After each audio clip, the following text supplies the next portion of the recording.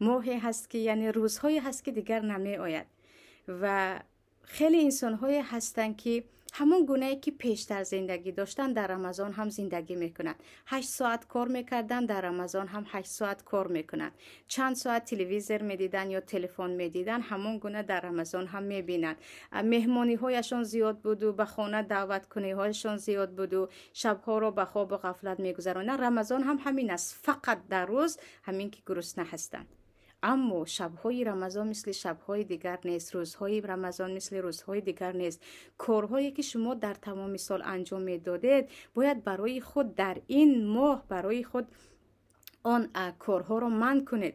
بگوید نه، در این ماه هرچی کمتر من به مهمانی می روم و به خانه مهمان می آورم، هرچی کمتر در این ماه من و کارهای بیهوده یا حتی کارهای دنیوی باشد هم، یعنی اهل ایمانی هستند که در یک ماه رمضان از همه کارهای دنیا دست میکشند. حتی برای خود مثلا یک چند روز ملخصی میگیرن یا ادپوسکه میگیرن از کارشون که من همین ماه رو با عبادت گذرانم.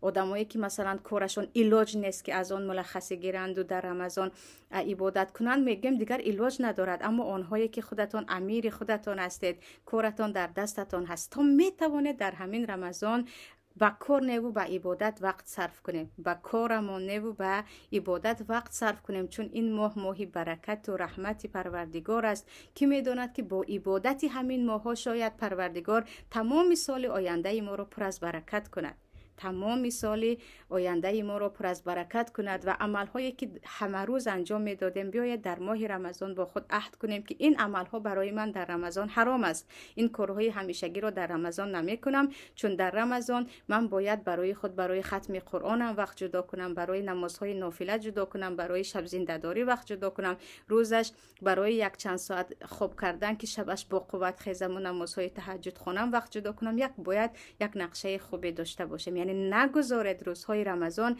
مثل روزهای معمولی همیشگیتان گذرد.